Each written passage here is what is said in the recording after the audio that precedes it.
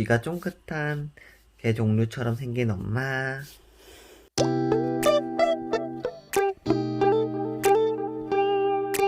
엄마, 응? 내 승마장에 있던 개들, 그 개들이 엄마를 보면은 어떤 반응 할 건지 좀 궁금한데, 응. 나중에 같이 한번 가볼래요? 그래? 그럼 몇 시간 동안 있을 건데?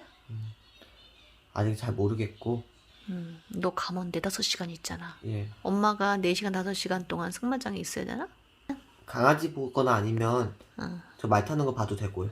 말 2번만 타고 오고 가면 될 것 같아요. 그러면 9시에 가면은 11시 나오는 거? 아마 11시에 나올 거예요. 아, 그래? 그렇게 할래? 예. 광개토대왕에서 모용수가 네 이놈!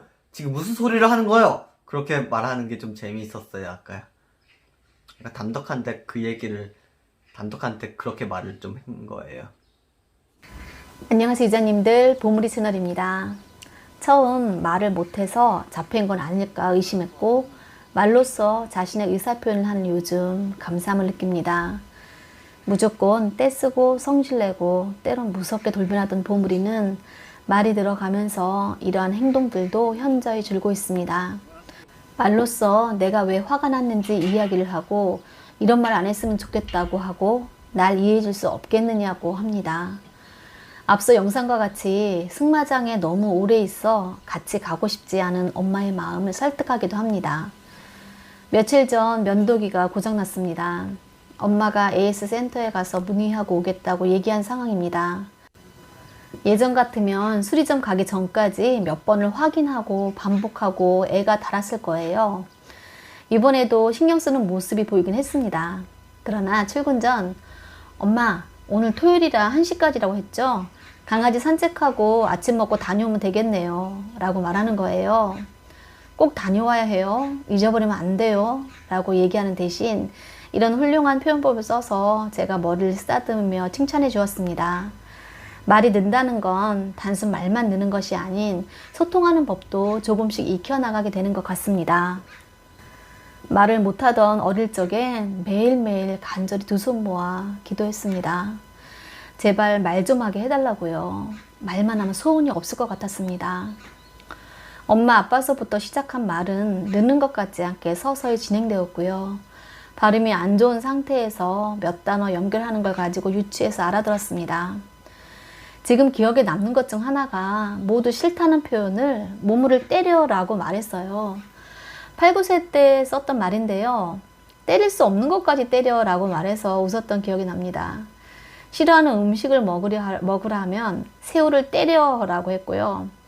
제가 요가 저녁 수업 때문에 저녁에 나가는 제 등 뒤에 요가를 때려라고 울먹여서 마음 아팠던 기억도 나네요. 보물이가 경계급에 있는 지적장애 분들보다 말을 더 잘하거나 다양한 어휘를 구사하는 건 아니에요. 그러나 일상적으로 쓰는 말을 표현하고 발음과 억양이 고등학교 때보다 안정적이 되었어요. 보물이가 어렸을 때는 계속 놀면서 가르쳤고요. 그냥 일상에서 가르쳤어요.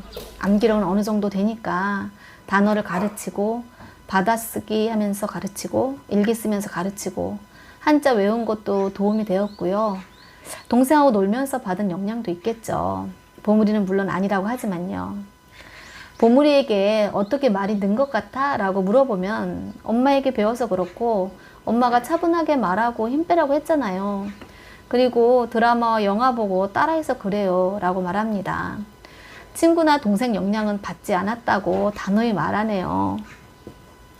고등학교 때까지 계속 말에 힘이 들어가고 좀 뭔가 방방 뜨는 느낌의 부자연스러운 거예요. 그래서 힘 빼라고 차분하게 얘기하고 천천히 말하라고 계속 얘기했죠. 톤만 낮춰도 말이 훨씬 자연스럽게 들리더라고요. 지시한 대로 따라하면은 막 칭찬해주곤 했답니다. 보물이가 영화나 드라마를 보면 그 장면만 기억하고 전체 맥락은 모르는 것 같더라고요. 그래서 장면만 계속 얘기해서 무척 힘들었던 때도 있었어요. 그런데 그것도 나이가 드니 전체 내용도 어느 정도 이해하고 그 안에서 사용하는 말도 배웁니다. 간혹 엉뚱한 부분에 갖다 붙이면 제가 또 수정해주고 했습니다.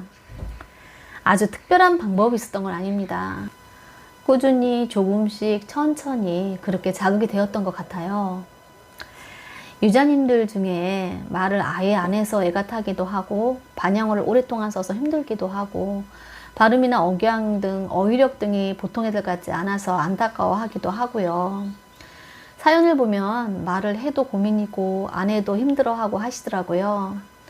보물이는 4세 때 1년 했던 언어치료와 병행했던 6개월의 그룹치료가 치료의 전부였던 아이입니다. 아스퍼거도 아니고 경계급 지능도 아닙니다. 4세 때 처음 센터에 갔을 때 예유가 좋다고 했지만 나이 들수록 예유가 좋지 않다는 얘기만 들었습니다. 엄마인 저만 믿었어요. 내 아이는 일상 살 수 있을 거라고. 자폐는 장기전이고 범위가 무척 넓습니다. 그러기에 치료가 어렵기도 한 것 같아요. 더위에 너무 지치지 마시고 우리의 보물들과 오늘도 소소한 일상을 사시기 바랍니다. 감사합니다.